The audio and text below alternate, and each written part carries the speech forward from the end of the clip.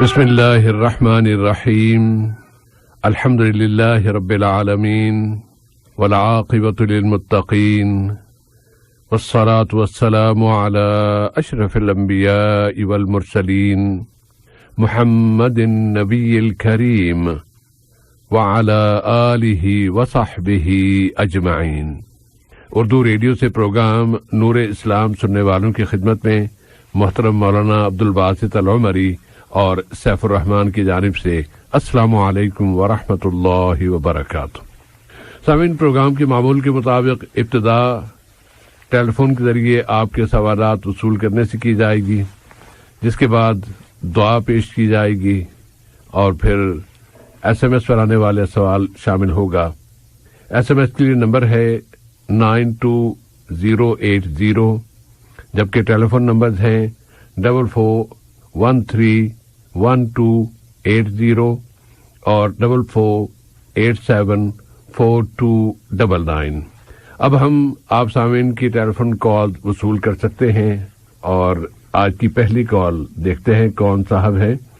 السلام علیکم۔ السلام علیکم۔ وعلیکم السلام ورحمۃ اللہ وبرکاتہ۔ بھائی جی، میرا نام حسین ہے۔ جی حسین بھائی، اگر کوئی شخص سفر کے دوران ہے، سفر میں ہے، تو سفر کے دوران نمازوں کا جو یہ ہے، تو کیا نماز کیا اگر وقت ہے تو پوری نماز پڑھنا ہے یا قصر کرنا بہتر رہے گا، افضل ہے؟ اچھا جی، اور اگر قصر کرنا ہے تو اس کو کس طرح سے کریں گے؟ مطلب سمجھے دو نمازوں کو دو جماعت کر کے عصر مغرب کیسا پڑھیں گے، یا مغرب عشاء کس طرح سے پڑھیں گے، یا ظہر اثر؟ جی جی، یعنی جمع کیسے ہوں گی نمازیں؟ جی جی، تو کس طرح سے کرنا ہے، کتنی جماعت نمازیں پڑھنا ہے انشاءاللہ تعالی، کتنے رکعتیں؟ ضرور بھائی۔ اور کوئی سوال ہے حسین بھائی؟ دوسرا سوال ہے یہ رفع دین کے تعلق سے، کیا یہ حضور صلی اللہ علیہ وسلم بھی کیا کرتے تھے یا اس کے بعد میں صحابہ کرام بھی جاتے تھے، یا یہ حدیث سے صحیح احادیث سے ثابت ہے؟ اچھی بات، اس کے بغیر نماز میں کچھ فرق پڑتا ہے کیا؟ اچھی بات۔ جی شکریہ، جزاک اللہ، بارک اللہ فیکم جی، بہت شکریہ آپ کا۔ وعلیکم السلام ورحمۃ اللہ وبرکاتہ۔ اور اب ہم اگلی کال لیتے ہیں۔ السلام علیکم۔ السلام علیکم ورحمۃ اللہ وبرکاتہ۔ وعلیکم السلام ورحمۃ اللہ وبرکاتہ۔ جی بھائی، کیا نام ہے؟ جی ندیم خان۔ ندیم خان صاحب، خوش آمدید ندیم بھائی۔ سب خیر سے؟ کرم اللہ کا کرم ہے، الحمدللہ۔ ندیم بھائی، کیا سوال ہے آج؟ جی صاحب بھائی، ایک سوال ہے، ایک سوال ہے ایک ہے جی، ایک سوال ہے، اور سوال بھی تھوڑا یہ ہے کہ جیسے کہ ہمارے اسلام کے اندر آتا ہے کہ جیسے خودکشی کرنا مطلب گناہ ہے بہت بڑا۔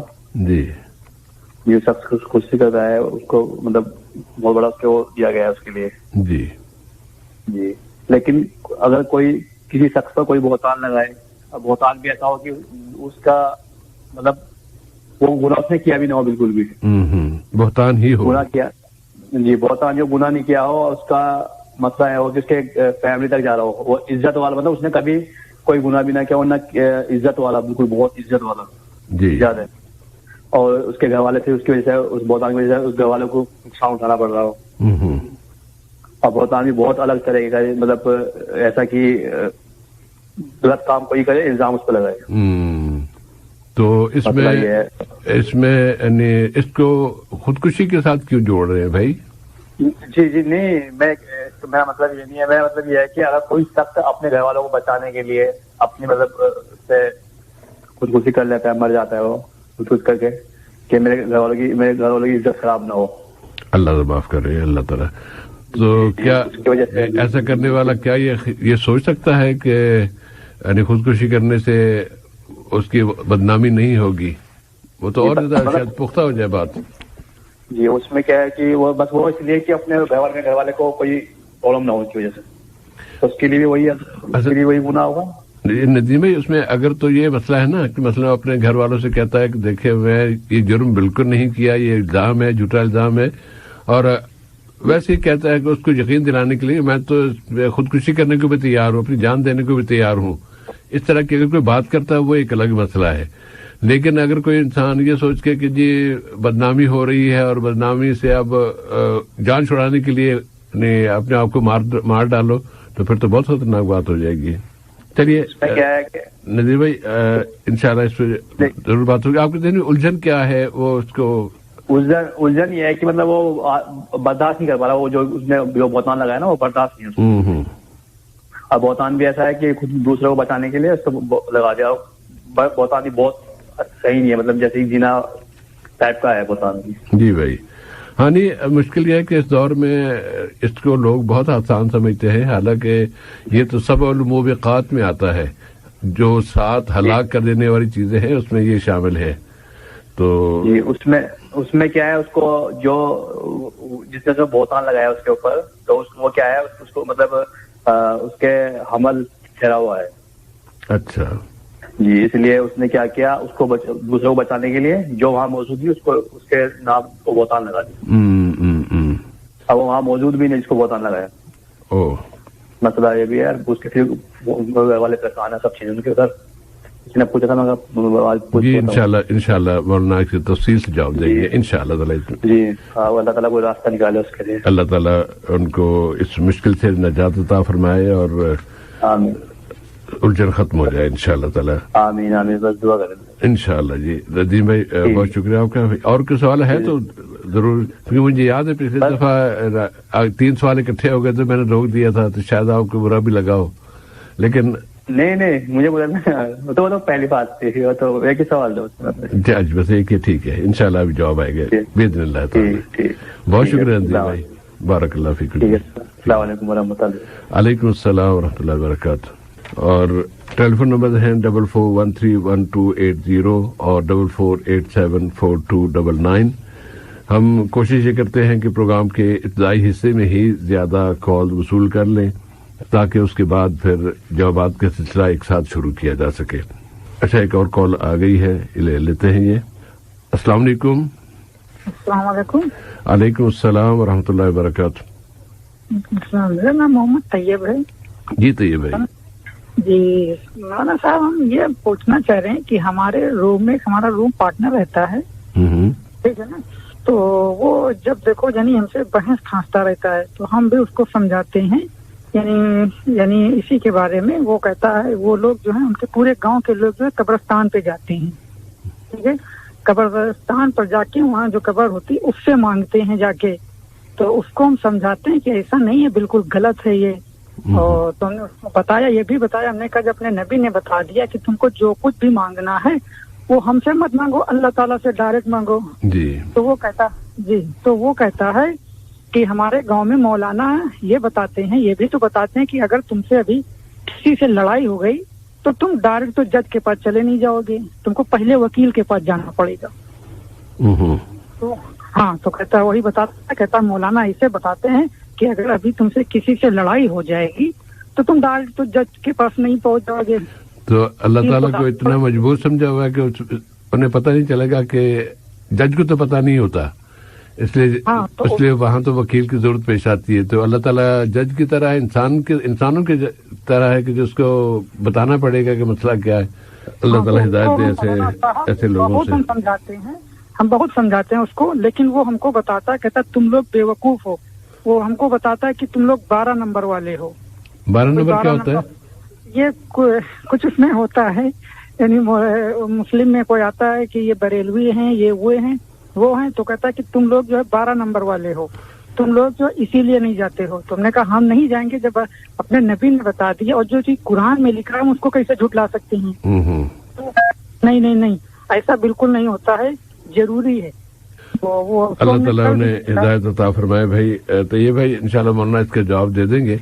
और साथ में आप ना अल्लाह ताला से जरा दुआ भी कीजिए अपने रूम पार्टनर के लिए कि अल्लाह ताला उन्हें वो काम करने की तौफीक दे जिससे अल्लाह राजी होता है और उससे बचाए जिससे अल्लाह नाराज होता है। तो आप जब आप चुप खामोशी से किसी से इसका जिक्र भी ना करें, लेकिन अल्लाह से दुआ करेंगे तो इंशाअल्लाह अल्लाह ताला उसके दिल में बात डालेगा और अल्लाह ताला उसे हिदायत दे देगा ताकि वो आखिरत के अजाब से बच जाए। हाँ, वो बार बार हमको यही बताता, तो हमने कहा था कि ठीक है आज हम फोन करेंगे जी भाई। और वो कहता कि तुम बहुत बड़े जो है मौलाना बनते हो। तो हमने कहा हम मौलाना नहीं है, लेकिन हमको इतना तो मालूम है हम भी कुरान पढ़े हैं, हमको भी जमात गए हैं, वहाँ हमको भी बताया गया सब कैसे क्या होता है। तो वो हमेशा ही बताता है कि तुम लोग 12 नंबर वाले हो, तुम बहुत मौलाना बनते हो। तो हमने कहा आज ठीक है, हम मौलाना साहब से बात करेंगे, तुम सुनना। तो अभी वो जो है सुन रहा है। आज अल्लाह करे कि सुन रहा हो, और अल्लाह करे कि उसका दिल हक बात के लिए दिल कुशादा हो जाए, दिल खुल जाए और बात उनकी समझ में आ जाए इंशाअल्लाह ताला। हाँ, यही बात जो है बता। और कोई सवाल है तो ये भाई? नहीं, और कोई सवाल नहीं, बस यही है। इंशाअल्लाह अभी थोड़ी देर में जवाब आ जाएगा बारी आने पर। बहुत शुक्रिया आपका भाई। फी अमान। अस्सलाम वालेकुम। वालेकुम सलाम। सलाम वालेकुम। वालेकुम सलाम रहमतुल्लाहि व बरकातहू। क्या नाम भाई? हम अहमद बात कर रहे हैं। जी अहमद साहब, सवाल क्या है भाई? सवाल है मुस्लिम खातून को ये साड़ी पहनना कैसा है, फिर साड़ी पर नमाज पढ़ना उसमें कमी भी आएगा? अच्छी बात है।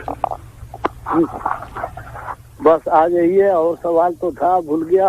ओके, सलाम वालेकुम। बारकल्लाह फीकुम जी, बहुत शुक्रिया। वालेकुम सलाम रहमतुल्लाहि व बरकातहू। अगली दफा अगर आप लिख लें तो शायद आसानी हो, कोई मुश्किल नहीं होगी, उसमें फिर आपको आसानी आएगी। एक और कॉल है। अस्सलाम वालेकुम। वालेकुम अस्सलाम रहमतुल्लाह। जी भाई, मेरा नाम मोहम्मद शाहिद है। मोहम्मद शाहिद साहब, क्या सवाल है? मेरा सवाल है कि जैसे बच्चों का खतना होता है, तो हम जिस एरिया में रहते हैं वहाँ पे लोग जो है मतलब वो कहते हैं कि जो है बच्चों का जो है खतना जब करा जाए तो उसमें कुछ जैसे पार्टी टाइप में मतलब कुछ लोगों को दावत दिया जाए, मोहल्ले वालों को। और अगर नहीं ऐसा करते हैं तो बच्चे को जो है बाद में मतलब कुछ प्रॉब्लम आती है, और लोगों का कहना है ऐसा कि जो है मतलब उसे बोलने में बाद में आगे चल के जो है प्रॉब्लम होती है की जबान। एक सवाल तो मेरा ये हो गया। जी भाई।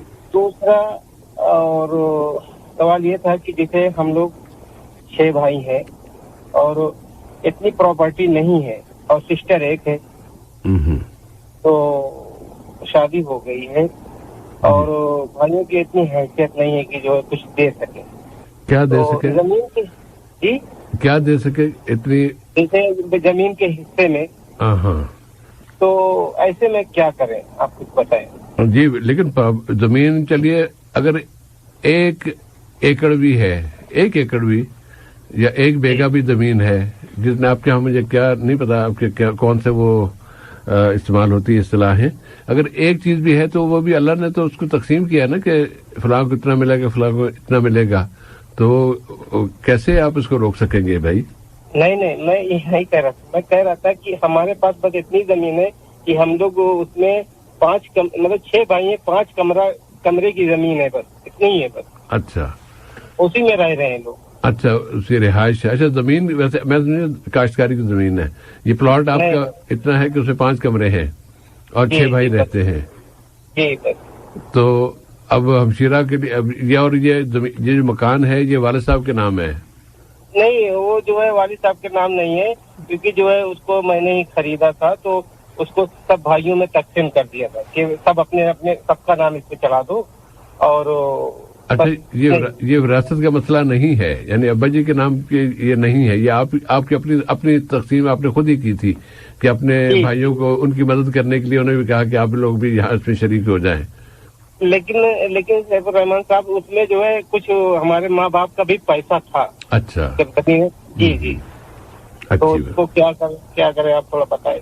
नहीं, इसमें असल में माँ बाप का पैसा लग जाने से सारी मिल्कियत उनकी नहीं हो जाती ना। मिल्कियत तो जिसके नाम पे है वो उसको माना जाएगा। वो आपके नाम पे है जो प्लाट है। तो हम ही भाइयों के नाम है, तो इसीलिए थोड़ा मैं कंफ्यूज था, तो मैंने कहा आपसे पूछ लूं। इंशाल्लाह इसी बात हो जाएगी जरूर भाई। ठीक है, बहुत शुक्रिया आपका सादिक भाई। फी अमानिल्लाह। और अगली कॉल लेते हैं। अस्सलाम वालेकुम। हेलो जी भाई, अस्सलाम वालेकुम। वालेकुम अस्सलाम वरहमतुल्लाह। क्या नाम है भाई? जी, मैं ताहिर बात कर रहा हूँ। ताहिर साहब, खुश आमदीद। काफी देर के बाद आए हैं ताहिर भाई। बस बिजी है काम पे इधर उधर। अल्लाह ताला आपके काम में बरकत दे। आमीन आमीन। جی سر میرا یہ سوال ہے کہ میں مغرب کا اور عشاء کا نماز بار بار یعنی اس میں ٹائم نہیں ملتا نماز پڑھنے کا, میں لیٹ پڑھتا ہوں. کبھی فجر کے بھی میں لیٹ اٹھتا ہوں, سمجھو 6 بجے 5:30 بجے. ابھی یعنی پڑھ سکتے ہیں یعنی خزا یا کس طرح نہیں کرنا چاہیے اس کا کچھ نہیں بات بتا دیں. اللہ تعالیٰ آپ کو کام ایسے ہی نا تو ٹائم ہی نہیں ملتا, اگر کام چھوڑ دے تو بہت مسئلہ ہو جائے گا نا, اس لیے نا وہ کام آپ کسی جگہ ملازمت کرتے ہیں جس سے نکلنا مشکل ہے. مشکل ہے وہی نا بول نہیں سکتے, مشکل ہے بس. نہیں کچھ جاب کی نوعیت ایسی ہوتی ہے نا, مثلا کوئی سیکورٹی پہ ہے یا کوئی ایسی سمجھو بہت ذمہ داری اس میں. ہاں ذمہ داری کی بات. ہاں وہی نا, اگر ایک جگہ چھوڑ دا تو بہت مسئلہ ہو جائے گا نا, اس لیے تو جی کچھ اندازہ اسی طرح ہو رہا ہے. انشاءاللہ تعالیٰ جواب آئے گا بھائی. طاہر بھائی بہت شکریہ آپ کا. اور کوئی سوال ہے؟ نہیں بس یہی ہے بس. اچھی بات, انشاءاللہ جواب آ جائے گا. فی امان اللہ. اور اگلی کال. السلام علیکم, یہ آخری کال ہے, اس کے بعد ہم کال نہیں لے پائیں گے, کافی سوالات ہو گئے ہیں. السلام علیکم. وعلیکم السلام ورحمۃ اللہ وبرکاتہ. جی مولانا کیا نام ہے آپ کا؟ تنویر عالم. تنویر عالم صاحب خوش آمدید بھائی. جی ایک سوال ہے شیخ. ضرور. سوال کیا ضرور. کہ جو ہے میرا شوہر جو ہے نا مجھے مساج کرنے بولتے ہیں, لیکن میں مساج نہیں کرتی ہوں. کیا نہیں کرتی؟ کیا مساج. اچھا مساج. جی تو کیا گناہ ہوگا یا کوئی گناہ نہیں؟ یہ جواب چاہیے شیخ. یعنی شوہر کہتے ہیں بیوی سے کہ تو میرے جسم میں مساج کر دو. جی جی جی. تو وہ کہتی ہے نہیں میں نہیں کروں گی. وہ اس کی کوئی وجہ بتاتی ہیں؟ مجھے تو نہیں, کسی نے مجھے سوال کیا تو میں نے کہا کہ ٹھیک ہے میں پوچھ کے بتاتا ہوں. اللہ تعالیٰ. چلیے انشاءاللہ جواب آ جائے گا جی. اس کے بعد پھر اگر مسجد ہوا تو پھر آپ کو بتائیں گے. نہیں یہ تو جیسے آپ نے سبب پوچھے نا. جی جی. کیا سبب بتا تو مجھے تو نہیں معلوم ہے جتنا سوال. اچھا انہوں نے بس اتنا سوال پوچھا تھا, آپ نے رکھ دیا. نہیں عام طور پہ نا اس کی کوئی وجہ ہو سکتی ہے نا کہ انکار کس بنا پر کیا ہے, ورنہ اگر وہ کرے تو اس میں کوئی قباحت تو نہیں ہے. لیکن اب انہوں نے کس بنا پر انکار کیا ہے, ہو سکتا ہے کہ انہیں طریقہ نہ آتا ہو سکتا ہے وہ کوئی اور پرابلم ہو, تو اگر اس کی وجہ پتہ چل جائے تو پھر جواب دینے میں یا اس کا حل تلاش کرنے میں آسانی رہتی ہے, اس لیے پوچھ رہا تھا. لیکن اتنا تو پھر پوچھ کے بتاؤں گا. اچھی بات ہے, ٹھیک ہے. آپ کا جواب سن کے پھر بتائیں گے. انشاءاللہ اللہ خیر کرے جی انشاءاللہ. بارک اللہ فیکم تنویر عالم صاحب, بہت شکریہ آپ کا بھائی. اور سامعین اب ہم یہ سلسلہ کال کا سلسلہ روکتے ہوئے آتے ہیں آج کی دعا کی طرف, اور دعا کے بعد پھر جوابات کی طرف آئیں گے. اور جواب کے دوران یا جواب کے اختتام پر اگر کوئی کال کریں تو شاید ہم لے سکیں, کیونکہ ویسے اب تو اتنی گنجائش تو زیادہ نہیں بچی, کیونکہ پچھلے ہلکے کے بھی 1-2 سوال باقی ہیں. جہاں تک کہ آج کی دعا ہے اس کے بارے میں سنن ترمذی میں یہ روایت موجود ہے کہ نبی کریم صلی اللہ علیہ وسلم جب صحابہ کے درمیان تشریف فرما ہوتے تھے تو بہت کم ایسی کوئی مجلس ہوتی تھی کہ جس میں آپ صلی اللہ علیہ وسلم یہ دعا نہ مانگتے ہوں. یعنی ہر مجلس میں ہر چند دن بعد کہیں جب بھی کبھی بیٹھنے کا موقع ملا صحابہ کے درمیان تو آپ صلی اللہ علیہ وسلم صحابہ کے لیے یہ دعا مانگتے تھے, یعنی خود مانگتے تھے, اور اس میں جو دعا کی نوعیت ہے وہ اس میں سارے صحابہ کے لیے ہے. تو اس کا مطلب یہ ہے کہ وہ صحابہ سے بھی انہیں اس طرف قائل کر رہے ہیں کہ آپ لوگ بھی یہ دعا مانگیں, اور خود نبی صلی اللہ علیہ وسلم خود اپنی زبانی جب یہ ان کے لیے دعا مانگ رہے ہیں تو پھر اس کی اہمیت کا بخوبی اندازہ کیا جا سکتا ہے. دعا قدر لمبی ہے, اس لیے ہم اسے اجزاء میں یا حصوں میں تقسیم کریں گے اور پھر پیش کرتے جائیں گے. اللہ کرے کہ یہ طریقہ آسان رہے اور آپ سامعین بھی ہم آپ کے ساتھ بھی ہم یہ دعا یاد کرنے میں کامیاب ہو جائیں. دعا کی ابتدا ہے اللہم اقسم لنا من خشیتک ما تحول به بیننا و بین معاصیک. یہ پہلا حصہ ہو گیا. 2 حصے لے لیتے ہیں, اگر 2 حصے یاد کر پائے تو اچھی بات ہے, ورنہ پھر ایک ہی سے ابتدا کر لیتے ہیں. اللہم اقسم لنا من خشیتک ما تحول به بیننا و بین معاصیک. ومن طاعتک ما تبلغنا به جنتک. آج اسی پر اکتفا کرتے ہیں. اس کا مفہوم یہ ہے کہ اے اللہ تعالیٰ تو ہمیں اپنی خشیت، تجھ سے ڈر، خوف، اس کا کچھ حصہ عطا فرما دے. ہم تجھ سے ڈریں تاکہ وہ جو ڈر ہے وہ ہمارے اور تیری معصیت، تیرے حکم کی خلاف ورزی کے درمیان آ جائے. جیسے ہم کوئی ایسا کام کرنے لگے جو کہ معصیت ہے، گناہ ہے، تو اس وقت تیرا ڈر ہمیں اس کام کرنے سے روک دے، وہ رکاوٹ بن جائے. وَمِن طَاعَتِكَ مَا تُبَلِّغُنَا بِهِ جَنَّتَكَ، اور ہمیں اپنی اطاعت کی ایسی توفیق عطا فرما دے، کچھ ایسی توفیق دے دے کہ اس اطاعت کے نتیجے میں ہم جنت تک پہنچ جائیں. ایسا نہیں کہ بس کر لیا نہیں کیا نہیں کری، نہیں، ہمارے دل میں یہ بات رہے کہ ہمیں اللہ کی اطاعت کرنی ہے. اے اللہ تو ہمیں اپنی اطاعت کرنے کی توفیق عطا فرما دے کہ ہم وہ اطاعت ہمیں جنت تک لے جائے، تیری جنت تک لے جائے، جو کہ نیک لوگوں کے لیے ہے، جو کہ اللہ کے برگزیدہ بندوں کے لیے ہے، یا ان لوگوں کے لیے ہے جنہیں اللہ پسند فرماتا ہے. کیونکہ دوسرا دریا یا دوسرا مقام تو پھر آگ ہے. آگ سے ہم بچنا چاہتے ہیں اور جنت میں جانا چاہتے ہیں، اور آگ میں جانے والا راستہ پہلا ہے کیا؟ گناہ کریں. تو اے اللہ تو ہمیں اتنا خوف اور اتنی خشیت عطا فرما دے کہ ہم وہ اس گناہ کرنے سے یا گناہ کے ارتکاب سے بچ جائیں. مولانا آج کی اس دعا کے حوالے سے یا اس حصے کے حوالے سے آپ کچھ رہنمائی فرمائیے گا، کچھ اظہار خیال فرمائیے گا. السلام علیکم ورحمۃ اللہ وبرکاتہ. علیکم السلام ورحمۃ اللہ وبرکاتہ. الحمد للہ رب العالمین والصلاة والسلام علی عبدہ ورسولہ نبینا محمد وعلی آلہ واصحابہ اجمعین، اما بعد. بسم اللہ الرحمن الرحیم. جس سے بہت بڑی بات ہے کہ اللہ رب العالمین نے انسانوں کا اشرف المخلوقات بنایا، اور اس طرح کی مخلوق اللہ تعالیٰ نے انسان کو بنائی کہ یہ انسان جو ہے جس کے سامنے فرشتوں نے سجدہ کیا، پھر ایسا انسان جو ہے اللہ کو ناراض کرے، اللہ کو چھوڑ کر کسی اور کی بات مان کر، جیسے خاص طور پر شیطان کی بات مان کر اس کے راستے پہ نقش قدم پہ چلے، یہ بات اللہ تعالیٰ کو پسند نہیں ہے. لیکن شیطان بھٹکاتا رہتا ہے، اور شیطان سے مقابلہ کرنے کے لیے انسان اللہ تعالیٰ کی مدد طلب کرتا ہے. تو اسی مدد طلب کرنے کا ایک طریقہ صاحب اس میں بتایا گیا کہ اللہ تعالیٰ جو ہے ایسی خشیت، ایسا تقوی، ایسا خوف ہمارے دلوں میں ڈال دے کہ خوف و خشیت جو ہے، یہ تقوی جو ہے، اس طرح انسانوں کو برائی سے، گناہ سے بچا کے رکھے.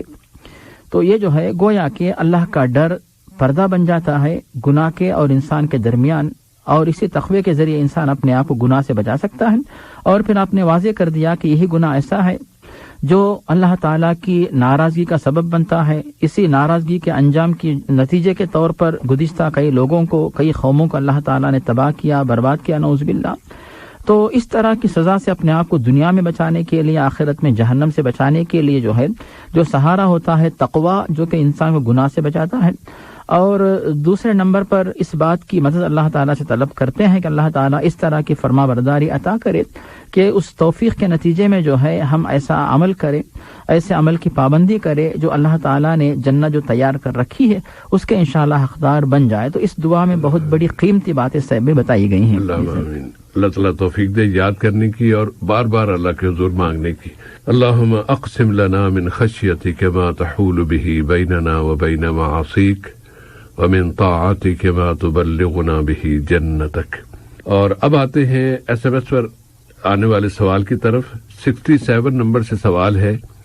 فرماتے ہیں کہ قرآن پاک کے ترجمے میں پڑھا ہے کہ بنی اسرائیل کو بندر اور سور بنا دیا گیا تھا.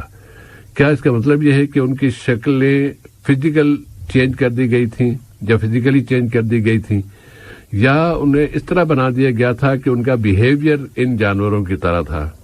اس سے بھائی بہت اہم سوال ہے، اور جو واقعہ جس کی طرف موصوف، جس کے بارے میں دریافت کرنا چاہتے ہیں، یہ واقعہ جو ہے تقریباً عیسیٰ علیہ السلام سے 1000 سال پہلے داؤد علیہ السلام کے دور میں پیش آیا.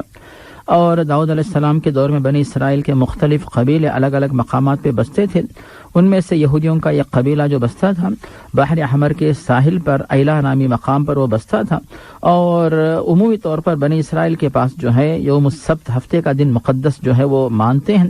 اللہ تعالیٰ نے ہر ایک امت کے سامنے جمعے کے دن کو پیش کیا. یہودیوں نے ٹھکرا کر یوم السبت کو پسند کیا، عیسائیوں نے جمعے کو ٹھکرا کر یوم الاحد کو پسند کیا، اور مسلمانوں نے اللہ کی پسند کو اپنے لیے پسند قرار دیا کہ اللہ کو جمعے کا دن پسند ہے، ہم بھی جمعے کے دن کو پسند کریں گے.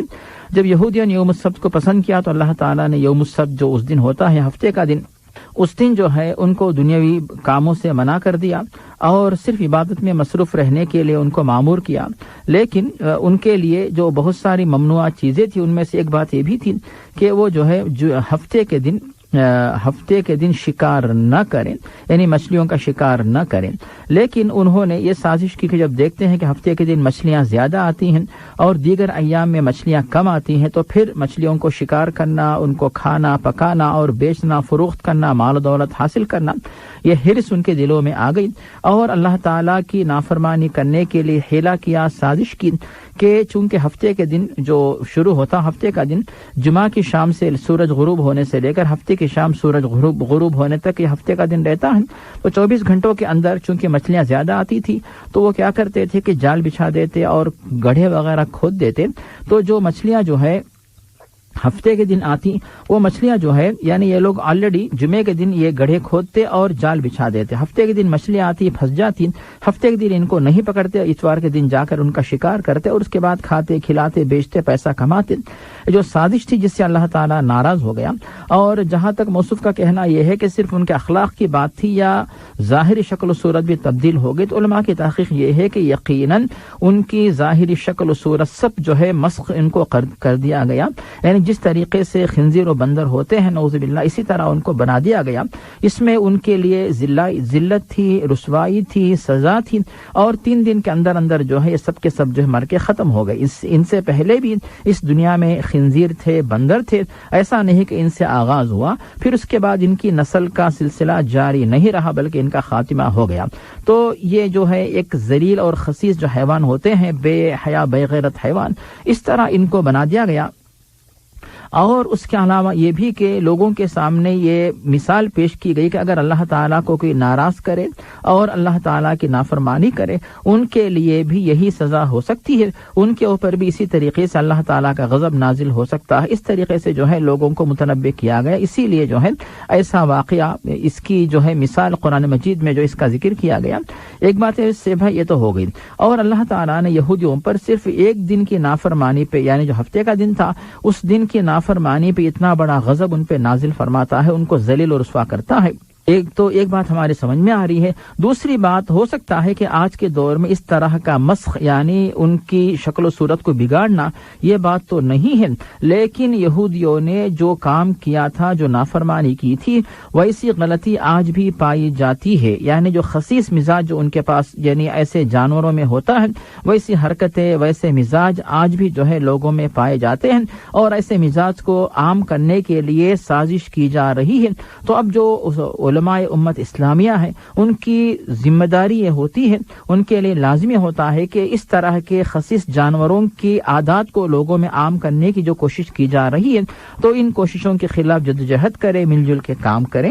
ایک بات ہو گئی. اور دوسری بات یہاں پہ ہے بھائی کہ جو اخلاق یعنی جو بندر و خنزیر کے اندر ہوتے ہیں تو یہ یعنی جیسے ہم نے کہا کہ یہ اخلاق ان جانوروں کے اندر تو ہوتے ہی ہیں، لیکن آج کے دور میں وہ جانور ان کے اندر تو ہے، لیکن بعض ایسے بھی انسان ہیں، انسان ہونے کے باوجود ایسے اخلاق اپنے اندر اپنائے ہوئے ہیں. ایک بات یہ سمجھ میں آتی ہے. تیسری بات یہاں پہ یہ ہے کہ جب اللہ تعالیٰ نے ایک دن مچھلیوں کا شکار، حالانکہ مچھلی جائز ہے، حلال ہے، دوسرے دونوں میں کھا سکتے ہیں، لیکن جب مچھلی جیسی حلال جانور کو جو ہے، حلال مخلوق کو جو ہے شکار کرنے والے اس طرح غضب کا شکار ہو سکتے ہیں، تو اللہ تعالیٰ نے انسان کا خون جسے ہمیشہ ہمیشہ کے لیے حرام قرار دیا، تو جب مچھلی کا شکار کرنے والے، ایک دن شکار کرنے والے اس طرح غضب کا یعنی حقدار مستحق بنتے ہیں، تو پھر انسان کے بارے میں، انسان کے خون کے بارے میں اگر کوئی بندہ اس طرح کی جو ہے یعنی اس طرح کی حرکت کرتا ہے، ظلم و زیادتی کرتا ہے، ایسا شخص جو ہے کس طریقے سے اللہ تعالیٰ کے غضب کا حقدار بنتا ہے، تو لوگوں کو سوچنا چاہیے اور ایسی برائی سے اور ایسے ظلم اور زیادتی سے اپنے آپ کو بچا کے رکھنا چاہیے. جسے بھائی جزاکم اللہ خیرن. اللہ تعالیٰ ہر ایسے کام سے ہمیں بچا لے جس کے نتیجے میں اللہ نے سزائیں مقرر کر رکھی ہیں. جی سے بھائی. اب آتے ہیں ٹیلی فون کے سوالات کی طرف. اور گزشتہ ہفتے میں ایک ساتھی جیکسا میں محترم راشد صاحب کے 2 سوال سے وہ بچ گئے تھے. ان کا پہلا سوال یہ تھا کہ ان کے ایک ساتھی ہیں جو عصر کی نماز ایک روم میں بھی پڑھتے ہیں اور وہ زور زور سے نماز پڑھ رہے ہوتے ہیں، کیا ان کا یہ عمل صحیح ہے؟ اس سے بھائی اس کے بارے میں اس طرح ہم مختصر بات بتائیں گے کہ نمازوں کے اندر جو تکبیرات ہوتی ہیں، سب سے پہلے اللہ اکبر کہہ کر نماز میں داخل ہوتے تکبیر تحریمہ، تو یہ جو ہے نماز میں فرض ہے. اور جو باقی تکبیرات ہیں ان کے بارے میں بعض علماء کہتے ہیں یہ واجب ہے، بعض علماء کہتے ہیں کہ سنت مؤکدہ ہے، یعنی ان کو بھی کہا جائے، یہ تکبیرات بھی کہی جائیں گے اور سلام بھی آخر میں پھیرا جائے گا. اب آتی ہے بات، امام صاحب جب نماز پڑھاتے ہیں تو وہ بلند آواز سے تکبیر کہتے ہیں تاکہ پیچھے جو لوگ نماز پڑھ رہے ہیں ان تک آواز پہنچے اور وہ لوگ جو ہے امام صاحب کی اقتداء کرے اور امام صاحب کی امامت میں نماز پڑھ سکیں. ورنہ امام صاحب جو ہے نماز چاہے وہ سری ہو جہری ہو اونچی آواز سے تکبیر نہ کہیں تو مقتدیوں کو پتہ کیسے چلے گا کہ امام صاحب اب کیا کر رہے ہیں اور کس مقام پہ پہنچ چکے ہیں، اب کیا کرنا چاہیے. اسی لیے امام صاحب کو چاہیے کہ بلند آواز سے تکبیر کہیں. لیکن جو مقتدی حضرات امام کے پیچھے نماز پڑھ رہے ہیں وہ حضرات جو ہے بلند آواز سے تکبیرات نہیں کہیں گے. یہ ہو گئی دوسری بات. اور تیسری بات یہ ہے بھائی کہ جو منفرد اکیلا تنہا نماز پڑھ رہا ہے، ایسے شخص کے بارے میں علماء کی تحقیق یہ ہے کہ ایسے شخص کے لیے مستحب یہی ہے کہ وہ بلند آواز سے تکبیرات نہ کہیں بلکہ پست آواز میں تکبیر کہیں.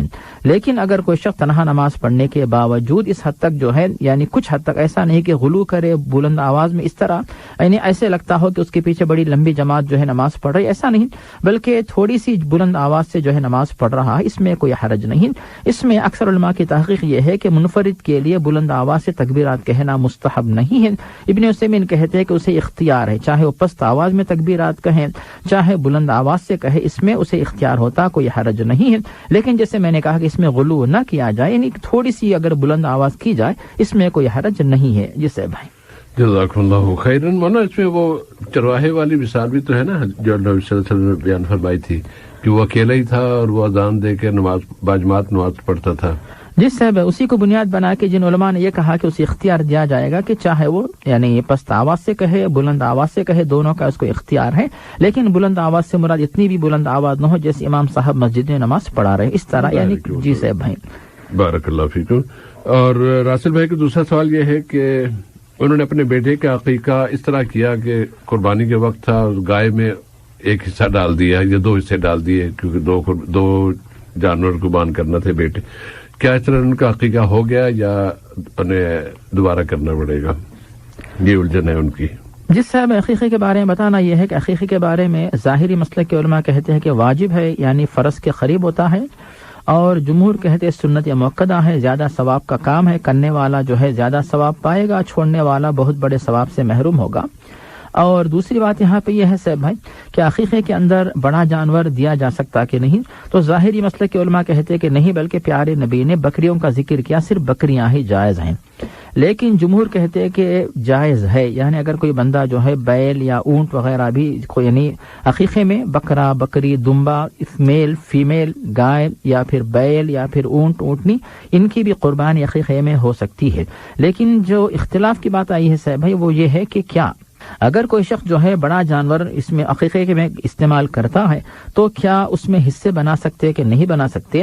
تو پھر جو علماء بڑے جانور کی اجازت دیتے وہ کہتے ہیں کہ لڑکا ہو تو 2 جانور آپ ذبح کرے، چاہے 2 بکریاں 2 بکرے 2 دمبے 2 بیل 2 اونٹ، کیونکہ 2 کا ذکر آیا ہے. اور اگر لڑکی ہو تو پھر جو ایک جانور، جو ایک بکری، ایک بیل، ایک اونٹ اس طرح قربانی کریں. تو یہ ایک مسلک ہے. اور جمہور کی تحقیق یہ ہے کہ جب حج کے موقع پر اور اسی طرح قربانی کے موقع پر پیارے نبی نے اجازت دی ہے، جیسا کہ صحیح مسلم میں حضرت جابر سے مروی ہے. پیارے نبی واضح فرماتے ہیں نحرنا مع رسول اللہ صلی اللہ علیہ وسلم یوم الحدیبیۃ البقرۃ عن 7 والبدنۃ عن 7، کہ پیارے نبی کے ساتھ جب ہم لوگ تھے تو پھر بڑے جانور میں 7 افراد جو ہے وہ شرکت کیا کرتے تھے. اس کو بنیاد بنا کر جمہور علماء کی تحقیق یہ ہے کہ ہاں عقیقے کو جو ہے قربانی کے ساتھ جوڑا جا سکتا ہے. بڑے جانور میں جو ہے 7 حصے جس طرح قربانی میں ہوتے عقیقے میں بھی جو ہے اس طرح ہو سکتا ہے. تو یہ جمہور کی تحقیق ہے. لیکن حنبلی مسلک کے علماء اس بات کو نہیں مانتے، بلکہ کہتے ہیں کہ نہیں، بلکہ 2 مستقل جانور لڑکے کی طرف سے، 1 مستقل جانور لڑکی کی طرف سے. تو یہ جو ہے حنبلی علماء کی تحقیق ہے. تو یہاں پر جو سعودیہ کے مفتی علماء جو ہے حنبلی مسلک کو ترجیح دیتے ہیں، اور اسلام ویب کے جو قطر کے جو مفتی علماء جو ہے وہ جمہور کے علماء، جو علماء جمہور ان کے قول کی جو ہے وہ تائید کرتے ہیں. تو دونوں قول آپ کے سامنے موجود ہے. لیکن چونکہ صاحب موصوف نے کر دیا ہے، انشاءاللہ امید ہے کہ ہو جائے گا. لیکن آئندہ اگر کوئی کرنا چاہے تو پھر جو زیادہ بہتر معلوم ہوتا وہ یہی ہے کہ آپ جو ہے 2 بکریاں یا 2 بکرے اس طرح جو ہے اس طریقے پہ عمل کرے، تاکہ آپ کو اطمینان ہو. اور پیارے نبی نے جو بات بتا دی ترمذی، ابو داؤد وغیرہ میں ام کرز اور حضرت عائشہ سے جو احادیث مروی ہیں، ان سے جو بات ہمیں ملتی ہے کہ لڑکے کی طرف سے 2 بکریاں، لڑکی کی طرف سے 1 بکری، صراحت کے ساتھ چونکہ الفاظ موجود ہیں، اسی بات پر عمل کر کے جو ہے آپ ثواب حاصل کر. لیکن چونکہ آپ نے کر دیا ہے، امید ہے کہ انشاءاللہ یعنی اس قول کے بھی بہت سارے علماء ہیں جو اس قول کو مانتے، اسی لیے امید ہے کہ انشاءاللہ اس پر عمل جائز ہوگا، حرج نہیں ہے. لیکن بہتر اس بات یعنی ترجیح اس بات کو دیں کہ لڑکے کی طرف سے 2 بکریاں، لڑکی کی طرف سے 1 بکری، اس طرح قربانی کر کے عقیقہ کر کے آپ جو ثواب حاصل کریں. جی صاحب بھائی جزاک اللہ خیرا. آج کے سوالات میں حسین صاحب کا سوال سفر کی نمازوں سے متعلق، کہ سفر میں اگر وقت مل رہا ہے تو کیا پوری نماز پڑھ لیں یا قصر کریں، اور اگر نماز جمع کرنے کا موقع ہے تو پھر جمع کس طرح کی جائے؟ کیا سنتیں بھی پڑھیں گے یا بس فرض پڑھیں گے؟ اس صاحب یہاں پر ہم اس طرح بتائیں گے کہ جہاں تک سفر کی حالت میں قصر کرنا یا جمع کرنا یہ واجب نہیں ہے، بلکہ یہ اجازت ہے جس سے آپ استفادہ بھرپور کر سکتے ہیں. فلیس علیکم جناح ان تقصروا من الصلاۃ، سورۃ النساء کے اندر اللہ تعالیٰ نے واضح کیا کہ تمہارے لیے کوئی حرج نہیں کہ تم لوگ جو ہے نمازوں میں قصر کرو. اگر کوئی مکمل پڑھتا ہے جائز ہے، اور اگر قصر کرتا ہے تو پھر یہ افضل ہے، کیونکہ پیارے نبی نے سفر کے دوران قصر کیا. اس اللہ تعالیٰ کی طرف سے دی ہوئی ایک سہولت ہے، اس سے آپ بھرپور استفادہ کریں، اس کے مطابق عمل کریں. اور چاہے آپ کے پاس وقت ہو نہ ہو، اگر آپ کے پاس مسجد قریب ہے، وہاں پہ آپ جا رہے ہیں، جیسے سفر کے باوجود کوئی مسجد ہے جہاں پہ آپ جاتے ہیں، باجماعت نماز مل رہی ہے، ایسی صورت میں آپ ان کے ساتھ نماز پڑھیں گے امام صاحب کے پیچھے. ایسی یعنی اگر امام صاحب مقیم ہو، ان کے پیچھے نماز اگر آپ پڑھتے ہیں، ایسی صورت میں پھر آپ قصر نہیں بلکہ مکمل پڑھیں گے. لیکن صرف مسافرین اپنی جو ہے جماعت بنا کر نماز پڑھ رہے ہیں، ایسی صورت میں جو ہے جو امام صاحب قصر کریں گے، پیچھے جو مقتدی سب کے سب مسافر ہیں وہ بھی جو ہے قصر کریں گے. اس طرح جو ہے قصر کی آپ کو اجازت ہے. لیکن اگر آپ قصر کے بجائے مکمل نماز پڑھنا چاہے، کوئی حرج نہیں بلکہ انشاءاللہ مکمل ثواب ملے گا. اور جہاں تک جمع کی بات ہے صاحب بھائی، جمع کے بارے میں جو ہے فجر کی نماز کا وقت مستقل ہوتا ہے، وہ کسی کے ساتھ اس کو جمع نہیں کر سکتے. اور ظہر عصر ان دونوں کو جمع کیا جا سکتا ہے، چاہے دونوں کو ظہر کے وقت پہ جو ظہر کا وقت اس میں آپ جمع کریں، یا پھر ظہر کو مؤخر کر کے عصر کے ساتھ جوڑ کے پڑھیں. اسی طرح جب مغرب و عشاء کی بات آتی ہے تو مغرب و عشاء ان دونوں کو ایک ساتھ آپ جوڑ سکتے ہیں، چاہے مغرب کے فوراً عشاء پڑھ لیں یا پھر عشاء کو مؤخر کر کے مغرب و عشاء ملا کے پڑھیں. تو اس طرح جو ہے جمع کی کئی صورتیں ہو سکتی ہیں. یہ تمام تفصیلات ہمیں ملتی ہیں بخاری اور مسلم میں جو حدیث مروی، ان میں یہ بات ہمیں ملتی ہے. اور جہاں تک صاحب بھائی جو سفر کے اندر جو ہے سنت یا مؤکدہ نمازیں جو ہے یہ معاف ہو جاتی ہیں، کہ پیارے نبی نے سفر کے دوران سنت کی نمازیں نہیں پڑھیں. لیکن 2 نمازیں ایسی ہیں جن کی پابندی آپ نے سفر کے دوران بھی کی، ان کو آپ نے سفر میں بھی نہیں چھوڑا. حضر میں، سفر میں ہمیشہ آپ پڑھا کرتے تھے. یعنی فرض کے علاوہ وہ نمازیں ہیں فجر سے پہلے سنت یا مؤکدہ 2 رکعت نماز، ان کی پابندی آپ سفر میں بھی کریں. اور اسی طرح جو عشاء کے بعد جو وتر کی نماز ہوتی ہے اس کی بھی ہم جو ہے پابندی سفر میں بھی کریں گے. اس طریقے سے جو ہے سفر میں ہونے کے باوجود فرائض کے علاوہ جو فرائض کی پابندی کریں گے انشاءاللہ سنت موقدہ کی نمازیں چھوڑ سکتے ہیں. اور ان کے علاوہ بات یہ ہے کہ فجر کی سنت جو فجر سے پہلے پڑھتے ہیں اس کو نہ چھوڑا جائے, اور جو عشاء کے بعد وتر پڑھی جاتی اس کو بھی آپ پڑھیں, اس کو نہ چھوڑیں. اس طرح جو ہے سفر میں آپ عمل کر سکتے ہیں. یہ صاحب بھائی جزاکم اللہ خیرن.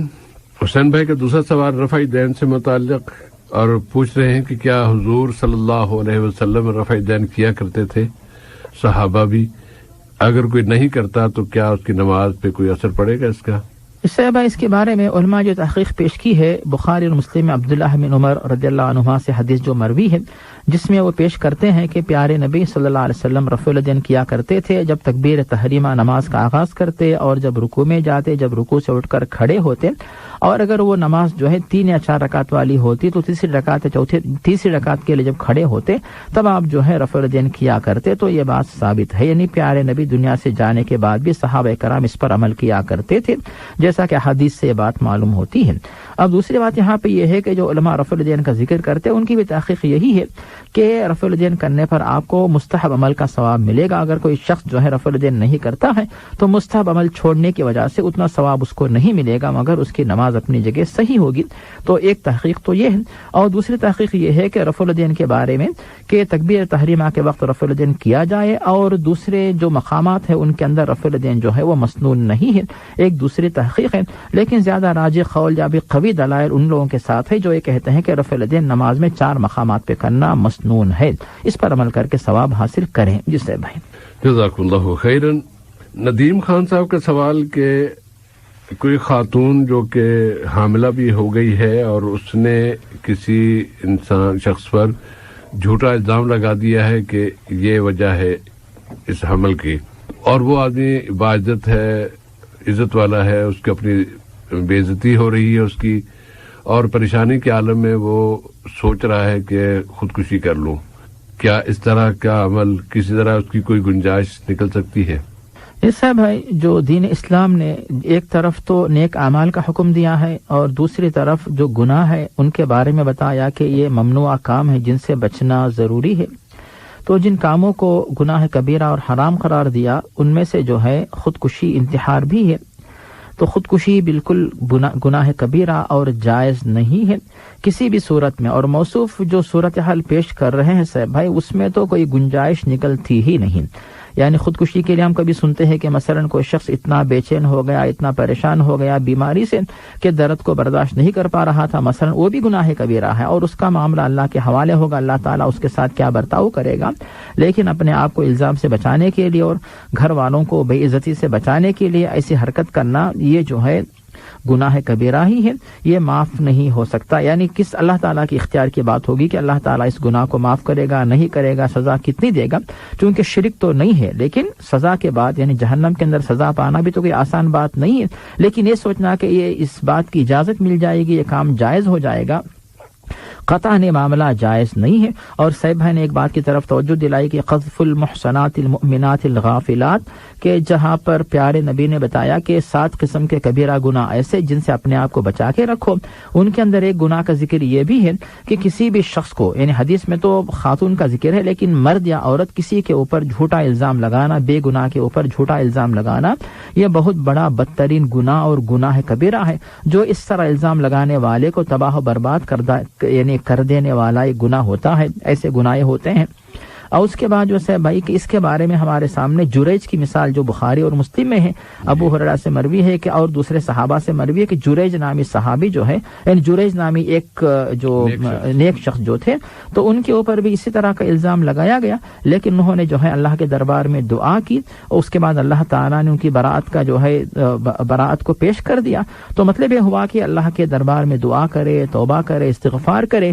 کیا کوئی آزمائش ہے یا کسی اور گناہ کی وجہ سے یہ سزا مل رہی ہے, کیا ہے نہیں پتا, لیکن اللہ تعالیٰ کے دربار میں کثرت سے دعا کرے. اور جیسے صاحب نے اہم بات یہ بھی بتائی کہ اگر اس طرح موصوف دنیا سے چلے جائیں گے تو پھر یہ الزام بالکل گناہ کے طور پہ شمار ہوگا کہ پہلے تو لوگ الزام سمجھتے تھے لیکن واقعی گنہگار تھا، اسی لیے جو ہے اس نے خودکشی کی تو اور زیادہ معاملہ سنگین ہوگا اور گھر والوں کو لوگ اور بھی طعنہ دیں گے، دیکھے تو گنہگار بھی تھا اور تمہارے گھر میں ایک شخص جو ہے خودکشی کر کے گھر کو اور بدنام کر گیا تو یہ گھر والوں کے لیے مزید بدنامی کا سبب بن سکتا ہے، اسی لیے خودکشی کرنا ایک گناہ کبیرہ، حرام ہے، جائز نہیں ہے۔ اس سے اپنے آپ کو بچا کے رکھے، توبہ کرتے رہیں، استغفار کرتے رہیں، دعا کرتے رہیں یہاں تک کہ بات جو ہے یعنی برات ان کی ثابت ہو جائے، اور اگر برات ثابت ہو دنیا میں نہ ہو لیکن موصوف اپنی جگہ پر سچائی پہ یعنی وہ ثابت ہیں تو اس پہ ثابت قدم رہیں، اور جس نے جھوٹا الزام لگایا ہے تو پھر وہ خاتون یا مرد اپنے آپ کو بچا نہیں سکتے الا کہ پھر لوگوں کے سامنے اعلان کر دے کہ اس نے جو کچھ الزام لگایا ہے وہ جھوٹا الزام ہے۔ اور اللہ تعالیٰ نے اس کے بارے میں سورۃ النساء میں واضح کیا کہ جو لوگ اس طرح وَمَن یکسب اثما ثم یرمی بہ بریئا فقد احتمل بہتانا واثما مبینا، اگر کوئی شخص گناہ کرے اور اس کا الزام کسی اور کے سر پہ ڈال دے تو پھر اس نے بدترین بہتان کا ارتکاب کیا، بہت بڑے گناہ کا ارتکاب کیا، تو اس کا حشر کیا ہوگا تو اللہ تعالیٰ ہی بہتر جانتا ہے کہ دنیا میں کیا سزا ملے گی، آخرت میں کیا سزا ملے گی، وہ تو اللہ کے اختیار میں ہے۔ لیکن موصوف جو چاہتے ہیں کہ اس طرح ان کو یہ کہا جائے کہ آپ خودکشی کر لو، نعوذ باللہ، قطعاً اس بات کی اجازت نہیں دی جا سکتی، بلکہ موصوف اپنے اس وسوسے کو دور کرے، اللہ سے دعا کرے کہ اللہ تعالیٰ اس گناہ سے ان کو بچا کے رکھے اور جو تہمت ان پہ لگی ہے وہ تہمت ان کے اوپر سے انشاءاللہ ہٹ جائے جسے انشاءاللہ تعالی۔ اور مولانا اس میرے ذہن میں ایک دعا آئی ہے، نبی کریم صلی اللہ علیہ وسلم نے ظالم سے جو بچنے کے لیے دعائیں بتائی ہیں ان میں یہ دعا بھی شامل ہے، تو یہ بھی ایک اس سے بڑا بھی ظلم کیا ہو سکتا ہے جو اس طرح جھوٹا الزام لگایا اس خاتون نے۔ تو اس میں اتنا اشارہ کر دیتا ہوں کہ دعا کی جو ابتدا ہے نا وہ اس طرح ہوتی ہے، اللہم رب السماوات السبع ورب العرش العظیم کن لی جارن، یہ الفاظ، اتنے الفاظ کافی رہیں گے، اگر آپ کتابوں میں یا نیٹ پر ڈھونڈے تو یہ دعا مل جائے گی، اس میں پھر اس کا نام لے کر دعا مانگی جاتی ہے کہ اللہ اس سے مجھے نجات عطا فرما، اس کے الزام سے، اس کے ظلم سے، اس کے جرائم سے۔ تو آپ وہ دعا اپنے جس دوست کا یہ مسئلہ ہے، جس سامنے کا بھی، ندیم بھائی آپ ان کو یہ بتا دیں کہ یہ دعا پڑھ کے وہ اللہ کے حضور دعا کر لیں تو اللہ تعالیٰ انشاءاللہ تعالیٰ اس خاتون کی اس بات کو یا تو خاتون کا دل پھر جائے گا انشاءاللہ اور وہ باز آ جائے گی الزام لگانے سے، اور یا پھر وہ کوئی ایسا اللہ تعالیٰ کو راستہ نکالے گا کہ وہ اپنے اس الزام میں جھوٹی ثابت ہو جائے گی اور برات ان صاحب کی برات ظاہر ہو جائے گی انشاءاللہ تعالیٰ، اللہ کی طرف سے امید ہے۔ جس صاحب یہاں پر آپ نے بڑی اہم بات کی طرف توجہ دلائی کہ اس طرح کی دعا یعنی کسی ظالم کے ظلم سے، بلکہ جس نے ظلم کیا اس کے ظلم سے اپنے آپ کو بچانے کے لیے دعا کرتے رہیں، کہ یہاں پر یہ ہے کہ ساتھ تو آسمانوں کا جو رب ہے، زمین کا جو رب ہے، اللہ رب العالمین ان کو سنبھالے ہوئے، تو اس رب کے سامنے جو ظالم ہے جس نے جھوٹا الزام لگایا تو اس کی سازش اللہ سے بڑھ کر طاقتور نہیں ہو سکتی، تو اللہ تعالیٰ کو یعنی یہ قرار دے رہے ہیں کہ پناہ دینے والا اللہ ہی ہے، اللہ کی پناہ میں جا رہے ہیں، تو اللہ کی پناہ مانگ کر ظالم کے شر سے بچنے کے لیے دعا مانگتے، امید ہے کہ انشاءاللہ موصوف کو پناہ مل جائے اور اس جھوٹے الزام سے وہ بچ سکیں۔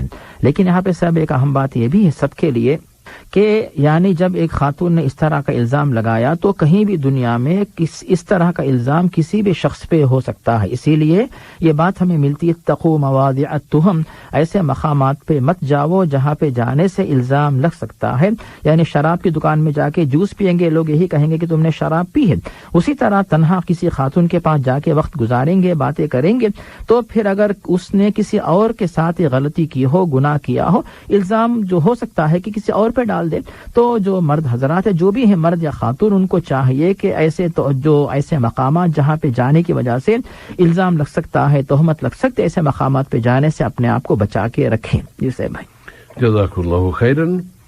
محمد طیب صاحب کا سوال کہ ان کے روم پارٹنر کا کہنا ہے کہ جب ان کا عمل ہے کہ وہ قبرستان جاتے ہیں اور وہاں جا کے قبروں سے مانگتے ہیں، ان کی جو بھی ضرورت ہے وہ قبروں سے مانگتے ہیں، اور ان کے منع کرنے پر کہتے ہیں آپ لوگ 12 نمبر والے ہیں، تو کیا کس طرح ان کی رہنمائی فرمائیے گا؟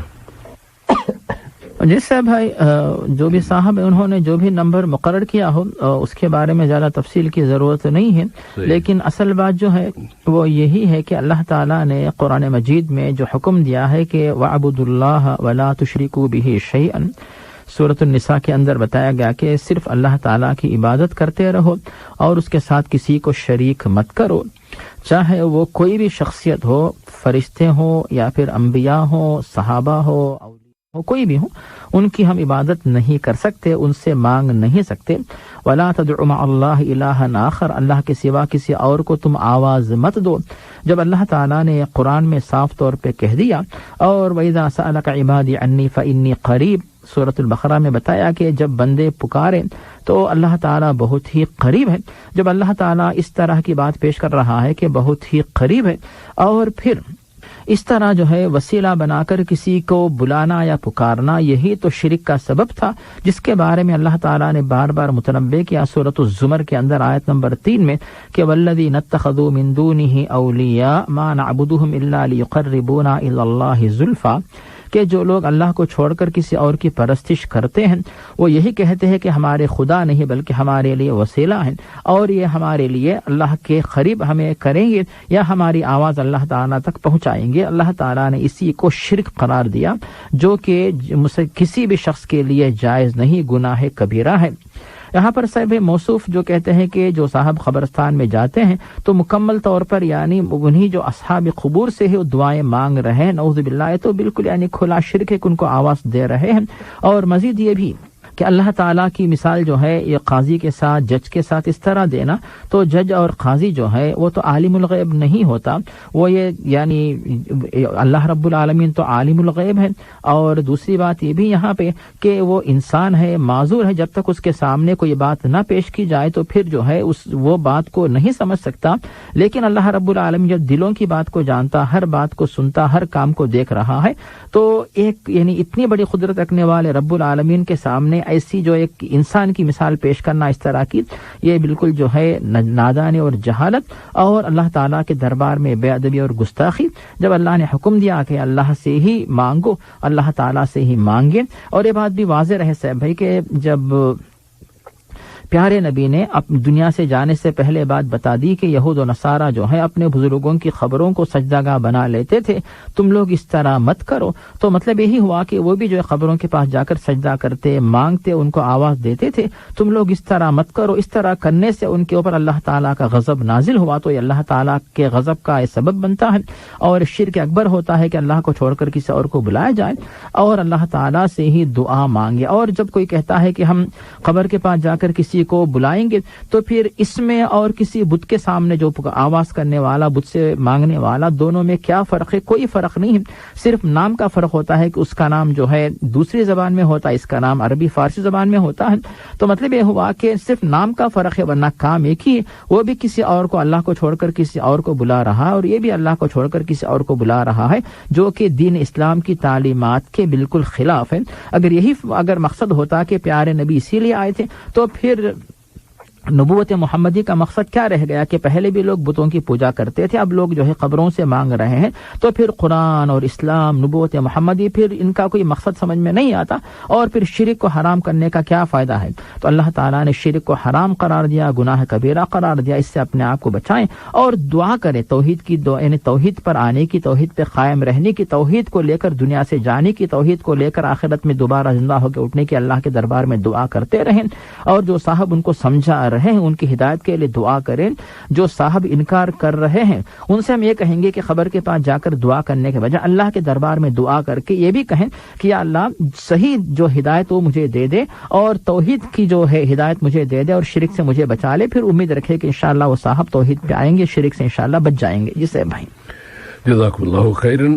مولانا آپ کے اس جواب کے دوران مجھے ایک حدیث یاد آئی، خاص طور پہ اس حوالے سے کہ جب آپ نے فرمایا نا کہ اللہ تعالیٰ قرآن پاک میں یہ فرماتا ہے کہ بس میری ہی عبادت کرو اور میرے علاوہ کسی اور کے یا میرے ساتھ کسی کو شریک نہ کرو، تو वसवसा ذہن में आ सकता है कि भाई अल्लाह हम कोई इबादत थोड़ी कर रहे हैं, हम तो बस अपनी एक हाजत है, अल्लाह ताला ने ये तरीका रखा है, जो अल्लाह के नेक लोग होते हैं, वली होते हैं, ये होते हैं, उनकी कब्रों में जाकर उनसे मांगते हैं तो अल्लाह ताला पूरी कर देता है।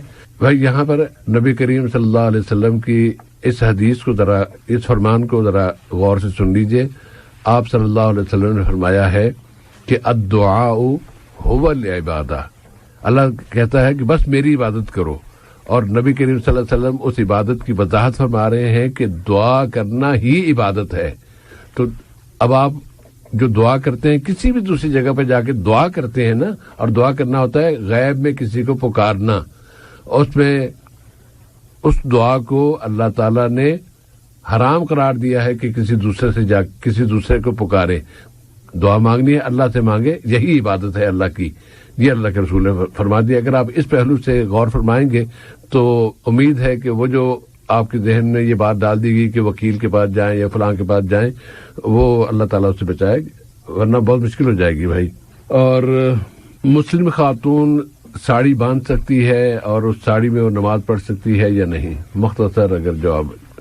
जी साहब भाई, बिल्कुल, अगर उसका जिस्म साड़ी की वजह से मुकम्मल जिस्म छुप जाता है, ऐसी सूरत में उसकी नमाज जायज हो सकती है, इसमें कोई हर्ज नहीं है। जी साहब भाई, जज़ाकुमुल्लाह खैरन। और सामीन, प्रोग्राम के इब्तदाई हिस्से में यहूदियों के बहुत सारी उनके हवाले कई मालूमात आई थी ना। अगर आप गुज़श्ता 8-10 रोज से खबरें सुन रहे हो तो तकरीबन हर रोज ही ये खबर मौजूद होती है कि आज फिर यहूदी इंतहा पसंदों ने, यहूदी आबादकारों ने मस्जिद अक्सा पर चढ़ाई है, और मस्जिद अक्सा पर चढ़ाई करके वो वहाँ करते जो कुछ भी अपनी पूजा पाठ करते हैं, तलमूदी पूजा पाठ करते हैं, उनका असल मकसद सिर्फ वहाँ पूजा करना नहीं है। यही हरबा उन्होंने इससे पहले मस्जिद इब्राहिमी में इस्तेमाल किया था, और उसके नतीजे में उन्होंने मस्जिद इब्राहिमी को 2 हिस्सों में तकसीम कर दिया था कि ये औकात और ये मकाम मुसलमानों के लिए और ये मकाम यहूदियों के लिए। अब ये मस्जिद अक्सा पर भी इसी तरह की तकसीम मुसल्लत करना चाहते हैं और मुसलमानों से मस्जिद अक्सा को छीन लेना चाहते हैं, उसमें अपना हिस्सा लेना चाहते हैं। तो ये जो उनकी साजिश है, इसके खिलाफ कल यहाँ माशाअल्लाह कतर ने बहुत ज़बरदस्त बयान दिया है। अल्लाह करे कि दूसरे मुसलमान मुल्कों को, मुसलमान रहनुमाओं को, मुसलमान सरबराहान को ये तौफीक हो कि वो भी इसकी मजम्मत करें और मुसलमानों को इस यहूदियों की साजिश से बचाएं। और हम इनफरादी तौर पर अल्लाह ताला के हुजूर दुआ करें कि अल्लाह ताला तो यहूदियों की इस साजिश को नाकाम बना दे और अपनी इस मस्जिद की हिफाजत करने की हमें तौफीक अता फरमाए। जो लोग उसकी हिफाजत कर रहे हैं उनकी मदद करने की तौफीक अता फरमाए। अगली मुलाकात तक के लिए अब इजाजत चाहते हैं। अस्सलामु अलैकुम व रहमतुल्लाहि व बरकातुहू व सल्लल्लाहु अला नबिय्यिना मुहम्मद व अला आलिहि व सहबिहि व बारक वसल्लम।